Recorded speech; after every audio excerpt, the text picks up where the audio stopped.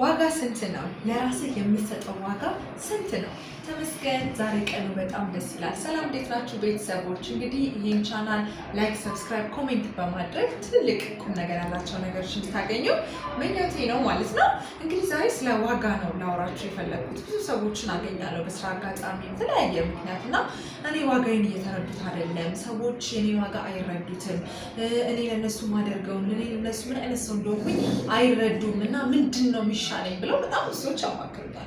እንግዲህ ዋጋችንን ሳስብ ሁል ጊዜ ትዝ የሚለኝ ሃይላንድ ውሃ ነው። እንግዲህ ሃይላንድ ውሃ እንገዛለን አይደለ? ለምሳሌ ሱቂቺ ሃይላንድ የምትሸጠው 15 ብር ምናምን ነው። ከዛ የሆነ ትንሽ ምግብ ቤት ምናምን ደግሞ ሲሆን 25 ብር ምናምን፣ ከዛ የሆነ ትንሽ ከፍ ያለ ሆቴል ሲሆን ደግሞ 30 ብርም 40 ብርም ሊሆን ይችላል። ከዛ ደግሞ ትልልቅ በጣም ሆቴሎች ላይ 100 ምናምን ብር እንከፍላለን ማለት ነው። ሃይላንዱ አንድ አይነት ነው፣ የሚያመርተው ካምፓኒ አንድ አይነት ነው።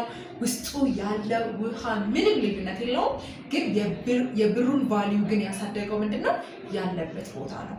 ስለዚህ እናንተስ ዋጋችሁ የት ነው? የቱ ጋር ነው ያላችሁት? ዋጋ ከሚሰጣችሁ ሰው ጋር ነው ያላችሁት ወይስ ዋጋችሁን ከማይረዳ ሰው ጋር ነው ያላችሁት? ወይስ እናንተ ራሱ ያላችሁበት አሁን የምትሰሩት ስራ የምትወዱት ነገር እያንዳንዱ ነገር የምትወዱት የምትፈልጉት ነው ወይስ ዋጋችሁን ምንም ሴንስ የማያደርግ ሰው ጋር ነው ያላችሁት? የማያደርግ ቦታ ላይ ነው ያላችሁት? ስለዚህ ሁሉ ጊዜ የእናንተን ዋጋ የሚወስነው እናንተ ራሳችሁን ያስቀምጣችሁበት ቦታ ነው ማለት ነው። እንዳነገርኳችሁ ሁሉ ነገር አንድ አይነት ሆኖ የተለያየ ፕራይስ የምንከፍለው ለቦታው። ስካይላይት ሄዳችሁ ይህን ውሃ ብትጠጡ ብዙ ብር ትከፍላላችሁ።